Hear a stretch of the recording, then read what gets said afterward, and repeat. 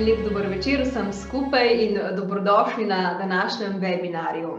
Danes se bomo pogovarjali o samopodobi. Mogoče vas je sama tema malenkost presenetila, ampak jaz pravim, da ne samo za tiste, ki nastopajo v vlogi graditeljev mreže, se pravi, ali pa za delovno populacijo, ampak mislim, da je samozavest in pa samopodoba konec koncev eden od ključnih temeljev tudi našega zdravja, zato ker definira kakovost našega življenja, kako smo srečni, kako smo zadovoljni. Velikokrat se namreč znajdemo v kakšni situaciji, ko ne znamo reči ne, pa gremo potem preko sebe in se pojavljajo neke frustracije. In jaz mislim, da nam bo današnja gostja, psihologinja Lara Delić, lepo odstrla v bistvu pogled na to, kaj lahko naredimo, da bomo bolj prijazni do sebe in seveda bomo posledično poskrbeli tudi za to, da bomo imeli neke kvalitetne odnose z drugimi. Lara, izvoli, beseda je tvoja, kar vklop se, prosim. En lep dober večer tudi z moje strani. Vedno sem rada v vaši družbi, res prav, mislim, da tako kot Maja reče, da ste simpatični, da vas to res tako lepo opiše in tudi vzdušje je prav simpatično vedno z vami. In po tem prijaznem uvodu nadaljujemo prijazno predvsem do sebe. Ker to ni sebično, ker je to dejansko nujno, da se v prvi vrsti mi lahko dobro počutimo, da smo lahko da lahko gradimo dobre medosebne odnose in da smo lahko dobri do tistih, ki so nam najbližje. In ne nazadnje je to potem temelj neke zdrave, dobre, prijetne družbe. Se pravi, današnja tema se bo vrtela okoli samopodobe, predvsem okoli zdrave samopodobe, kako nastane, zakaj si jo želimo in v bistvu kako jo izgraditi, kadarkoli se tega lotimo. Zdaj v začetku bi vam rada čisto na kratko predstavila nekaj podatkov o duševnem zdravju gledano globalno. In sicer Svetovna zdravstvena organizacija je v letošnjem letu opozorila, da duševne motnje v populaciji naraščajo, da močno vplivajo na zdravje, močno vplivajo na socialna vprašanja, na človekove pravice, in pač ne nazadnje tudi na finančni vidik, na ekonomijo. Da je vsaj 13% populacije svetovno gledano trpi zaradi duševnih motenj ali zaradi zlorabe substanc in da se v času epidemije seveda te stiske duševne naglo povečujejo. Na primer, podatek za Ameriko, za Združene države Amerike, tam je bilo prizadetih kar 59% prebivalcev, se pravi več kot polovica v času epidemije. In najpogostejše motnje so anksioznost, to je nekako takšen generaliziran strah, depresija, ki jo verjetno dobro poznamo, zloraba alkohola in pa zloraba prepovedanih drog, to so nekako najpogostejše. Če pa pogledamo podatke po Sloveniji na naslednji prosojnici, pa sem jih tu nekaj izpostavila. In sicer ta generalizirana anksiozna motnja, to pomeni, da nas je strah prihodnosti, da nas je strah glede finančne varnosti, glede zdravja. Ta anksiozna motnja je zelo narastla med ljudmi sedaj v času epidemije, ampak po starejših podatkih v bistvu nekje 8% ljudi za njo trpi. Potem je socialna anksioznost, to je vezana recimo na medosebne odnose, na izpostavljanje v javnosti ali pa zgolj v neki manjši skupini ljudi, kar 13% ljudi. Od 8 do 10% ljudi zboli za depresijo, znotraj tega ni zajeta sezonska depresija, ki je 6% ljudi, pa znotraj tega še ni nosečniške anksioznosti oziroma depresije, ne? Vsaka šesta namreč za njo zboli, potem od 8 do 10% ljudi doživi izgorelost in tako naprej. Zakaj so podatki za Slovenijo izpostavljeni, ne, tako kot sem rekla? Namreč zelo težko sem našla neke splošne statistike. Celo v zdravstvenem statističnem letopisu, ki ga pripravlja NIJZ, v bistvu duševnih obolenj sploh ni zajetih. Kar mi kaže na to, da še vedno nismo dovolj osveščeni o pomenu našega mentalnega zdravja. Čeprav to v svetu predstavlja 30% celotnega bremena, ki ga v bistvu te neusodne bolezni nalagajo tako gospodarstvu kot zdravstvenemu sistemu.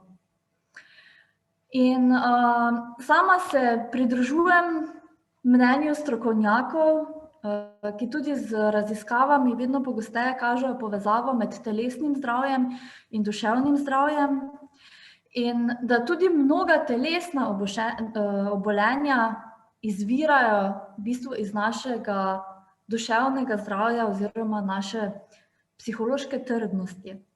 Med njimi so zagotovo kronična obolenja, prehranske motnje, tudi debelost, sladkorne bolezni, srčno-žilne bolezni so dokazano povezane, predvsem z sposobnostjo obvladovanja stresa in tako naprej.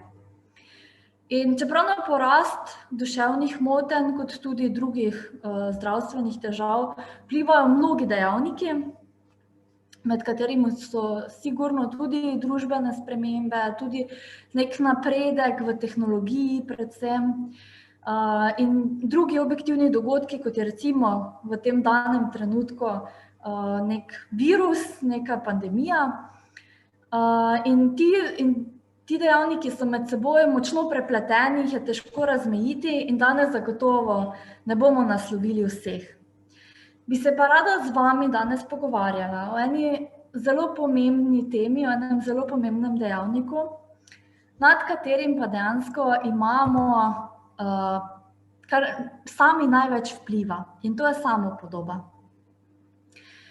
Samopodoba je v bistvu, jo večkrat tako pogovorno poimenujemo samozavest, ne? In gre dejansko za neke naše predstave o sebi, to, kar mi mislimo, da smo, tako kot se zaznavamo, tako kot si sebe predstavljamo. Je dejansko odnos, ki ga imamo do sebe, do različnih vidikov sebe, do svojega telesa, do svojega intelekta, do svojih sposobnosti, talentov in tako naprej. Tukaj bi rada poudarila, da gre tukaj za subjektivno zaznavo. Se pravi, tisto, kar si mi mislimo o sebi, kar si mi mislimo o svojih sposobnostih, lastnostih, videzu in tako naprej. Kar pomeni, da to ni nujno skladno z našimi dejanskimi lastnostmi, talenti, sposobnostmi, ni skladno s tem, kako nas pa drugi vidijo in zaznajo. Če se premaknemo naprej. Hvala. Bi vas na tem mestu rada vprašala, pa vas bom kar pozvala, mogoče, če lahko vklopimo mikrofone za en kratek čas. In sicer, kako se v bistvu samopodoba razvije? Ali ima ta deček, ki ga verjetno poznate iz zgodbe Knjiga o džungli, to je Mowgli, en deček, ki je se ne vem po kakem spletu okoliščin kot dojenček znašel v džungli in potem so ga vzgajale živali. In do neke točke ni imel stika z sočlovekom. Ali menite, da je ta Mowgli, da on ima samopodobo? Aha, Nena pravi, da ja. Seveda, vsak ima svojo, seveda. Zakaj ne? Jaz tudi mislim, da ima. Jaz se pridružujem temu. Okay. Ja, v bistvu zagotovo je on intelektualno toliko razvit, da ima neko obliko samozavedanja, sam sebe se zaveda, ne? Ali pa ima zdaj samopodobo tako, kot jo imamo mi, pa zelo verjetno ne. Verjetno se on lahko se v zgodbi primerja z opicami, z levom, koliko skoči, koliko je močan, koliko je hiter. Ampak vprašanje, če je imel toliko kompleksov, če je zmožen bil razviti toliko kompleksov zaradi tega momenta primerjave, kot jih je človek danes. Tako da bi se strinjala, da neko obliko samopodobe je imel, ampak nam najbrž zelo primitivno, zelo preprosto. Pa se pogovarjamo o tem, kako se razvija samopodoba in v bistvu zakaj ta deček iz džungle nima tako razvite samopodobe, kot jo imamo mi. In sicer nihče od nas se ni rodil s slabo samopodobo. To ni nobena genetska predispozicija in to ni nekaj, kar smo po genih podedovali, bodisi od mame ali očeta. To so dejansko naša samopodoba, so sporočila, ki smo jih mi ponotranjili od drugih. Se pravi, predvsem takrat, ko smo bili otroci, smo tisto, kar smo slišali o sebi, mi verjeli, ponotranjili in je to postalo naše lastno sporočilo oziroma naš lasten odnos do nas samih. In pri tem, kakšno samopodobo imamo? Imajo seveda največjo vlogo naši starši, ki so nam v teh zgodnjih letih življenja v bistvu dali temelje o tem, kaj si mi mislimo o sebi in kakšen odnos imamo do sebe. Potem so tukaj neki pomembni drugi, recimo širša družina, sovrstniki, babice, dedki, tete, strici. Potem vedno bolj proti puberteti gremo, vedno bolj pomembni so tudi vrstniki. Kakšen odnos so oni imeli do nas? Tudi to ponotranjimo. Ali smo bili piflarji? Ali smo bili špeglarji? Ali smo bili priljubljeni? Ali smo bili smešni? Povratne informacije, ki smo jih dobili od okolja, smo jemali potem za svoje. Pomembni so vzgojitelji in učitelji, so nas imeli za pametne, smo imeli petke, so nas imeli za poredne in nagajive in verjamemo sami v sebi, da smo poredni in nagajivi. In potem nekaj, kar nas spremlja skozi vse življenje, to je to, da se primerjamo z drugimi. In danes, v času globalizacije, v času, ko nam internet pokaže vse, kar se na svetu dogaja, in ko imamo na slikah vse najlepše in najbolj popolne ženske in najbolj postavne in lasate moške, nihče ni brez skoraj, se nenehno primerjamo z njimi. Se primerjamo s tistimi zelo bogatimi, mogoče razvajenimi, ki si lahko privoščijo vse, kar se jim v tistem trenutku poželi. Z tistimi zelo inteligentnimi, z tistimi, ki imajo vedno pospravljeno stanovanje in tako naprej, se pravi, slikami, poudarila bom, primerjamo se s slikami, z nekimi inserti, ki jih najdemo preko spletnih medijev, preko televizije in s tem nenehno vagamo svojo lastno vrednost. Kako vredni smo mi, kako lepi smo, kako pametni smo, kako uspešni smo. In seveda je pri tem še vedno najbolj pomemben ta temelj, ki smo ga prinesli iz otroštva. Če je ta temelj močen, če imamo dober odnos do sebe, potem, čeprav nismo tako lepi kot gospa na sliki, čeprav nismo tako uspešni kot direktor na sliki, se še vedno dobro počutimo v svoji koži in se zavedamo, da smo vredni. Vkolikor pa je ta naš temelj bolj majav, vkolikor nam manjka vere v sebe, vkolikor kot otroci nismo dobili dovolj potrditve, da smo vredni takšni, kot smo, nas te primerjave tudi kasneje v življenju vedno močneje zamajajo. Se pravi, najpomembnejše sporočilo tukaj je, da nihče od nas se ni rodil s slabo samopodobo. Kako pa se razvija dobra samopodoba, tista zdrava, tista trdna? Tukaj pa zdaj je malo pometalo. Nič hudega. Tukaj na tej sliki piše, če imamo otroka radi, bo imel rad sam sebe. In skoraj bi lahko rekla nasvidenje, hvala za danes, to je najbolj pomembno, kar ste morali slišati, lahko gremo. Ampak gremo vseeno na naslednjo stran. Veste, v taki tradicionalni vzgoji je včasih tudi v Sloveniji zelo močno prisotno, pa še danes slišim, da mi kakšna starejša gospa to reče, ne preveč hvaliti otroka, ne ga samo hvaliti, ker potem bo nenehno potreboval to, potem ne bo nič sam od sebe več naredil, bo samo pohvalo potreboval. In to je najbolj zgrešeno. razmišljanje, ker dejansko otrok bo ponotranjil to pohvalo in ravno če bo dovolj dobil kot majhen, kot razvijajoče se bitje, je ne bo potreboval kot odrasel, ker mu bo to ostalo, ker bo to postalo njegovo prepričanje, njegov odnos do sebe. Jaz sem dober, uspešen, zmorem, če se potrudim, če vztrajam, lahko dosežem cilj, ki si ga zastavim. Če bo pa v otroštvu oseba dobila premalo pohval, tako kot je recimo bil model te tradicionalne vzgoje, bo pa to nenehno iskala tudi v odraslosti, ker to ne bo v njej noter, ampak bo nenehno potrebovala potrditve od zunaj. In ljubezen in disciplina se ne izključujeta, to nista dva različna pola. To je nekaj, kar mora iti z roko v roki. Mi lahko imamo otroka zelo radi in mu to jasno pokažemo, ampak mu tudi jasno postavljamo meje. Mu jasno postavljamo mejnike, mu jasno postavljamo pričakovanja. S tem ga seveda socializiramo, po drugi strani pa mu omogočimo, da on dosega neke uspehe, da on dosega neka pričakovanja. In poleg tega, da ga mi pohvalimo, tudi sam sebi s tem dokazuje, kako zmore. Seveda pa je pomembno, da so ta pričakovanja realna. In samo realna pričakovanja omogočijo realno oceno o sebi. Da dam primer, če pričakujem neko matematično znanje od svojega 3-letnega otroka, to je nerealno pričakovanje, ki ga seveda otrok ne bo mogel izpolniti.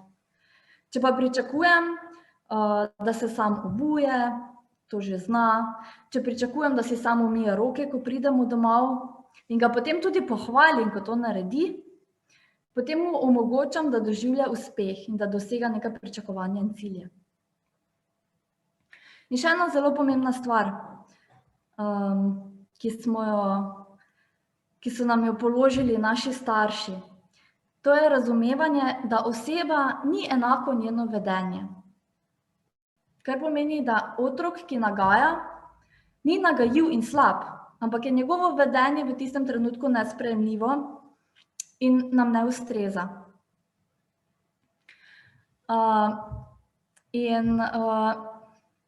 Tudi otrok, ki se je zmotil, ni neumen. Spet govorim, da je bilo njegovo vedenje napačno. In če poslušamo Zorana Milivojevića, ko govori o vzgoji, bo rekel, da je to razločevanje med osebo in dejanjem. Če to uspemo otroka naučiti, da loči, da njegova napaka ali pa neko slabo vedenje ali pa slaba odločitev ne govori o tem, da je on slab, potem smo naredili 90% za njegovo duševno zdravje. Ker v resnici mi to zelo mešamo. In pogosto to počnemo tudi drugim. Recimo stereotipiziramo, da je nekdo slabo oblečen, enačimo z njegovo sposobnostjo za opravljanje nekega dela. Če nekdo naredi napako, če se v nekem trenutku mogoče neustrezno vede, ne vem, mogoče se preveč razjezi, neprimerno situaciji, ga označimo kot neotesanega, kot primitivnega, pa to samo v danem trenutku. In tudi, če se nam kdaj takšen spodrsljaj zgodi, da mogoče kdaj neupravičeno se na koga zderemo, da naredimo kakšno napako v službi, se pogosto počutimo, da smo mi slabi, v resnici pa je bila to samo napaka. Mi smo še vedno vredna človeška bitja. In mi nismo isti kot naše vedenje. Vedenja se lahko spreminjajo. In so lahko dobra in so lahko slaba. Kot oseba smo pa vedno dobri. In če se tega zavedamo, nas ne bo strah delati napak. Torej, kaj je zdrava samopodoba? Zdrava samopodoba pomeni, da imamo realno sliko o sebi. To ne pomeni, da nam je vse na sebi všeč. In to ne pomeni, da ničesar na sebi ne bi spremenili. To samo pomeni, da se mi sprejemamo takšni, kot smo. Da če lahko nekaj spremenimo, bomo. Če ne moremo, se vseeno zavedamo, da smo že zdaj v tem trenutku vredno bitje. Da smo pomembna oseba, vredna ljubezni.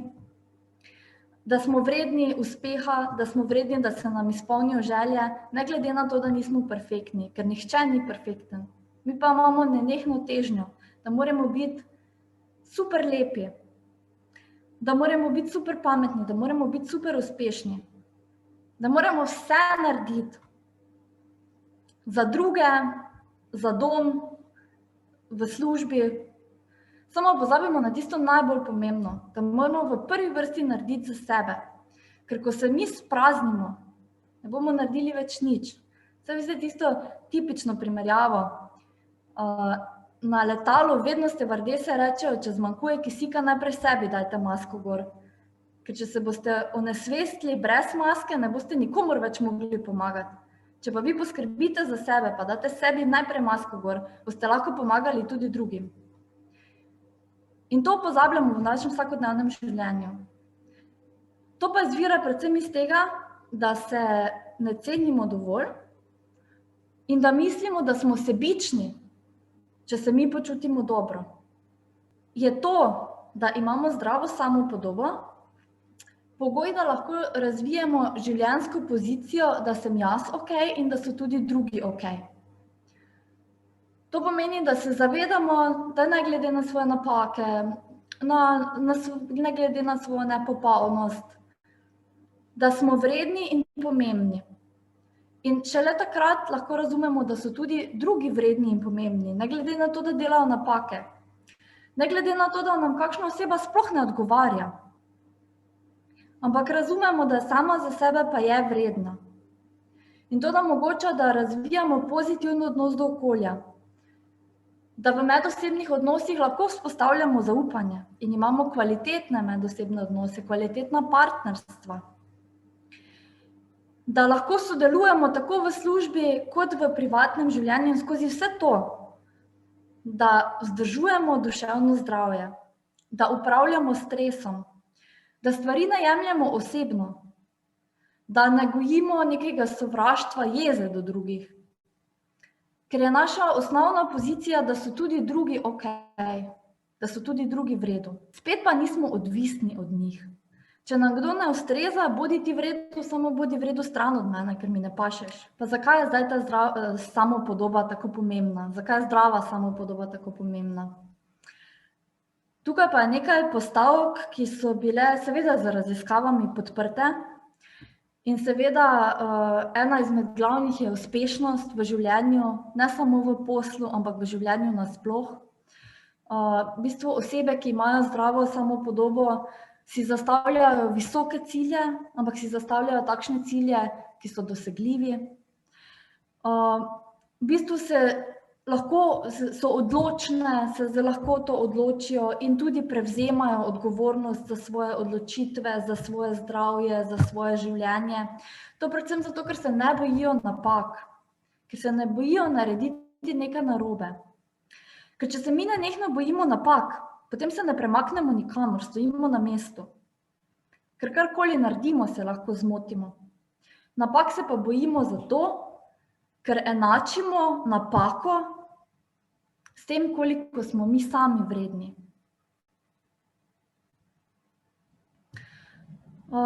Osebe, ki imajo visoko samopodobo, boljše obvladujejo stres, ker iščejo konstruktivne rešitve, ker zaupajo sami sebi, da bodo zmogli nek izziv premostiti.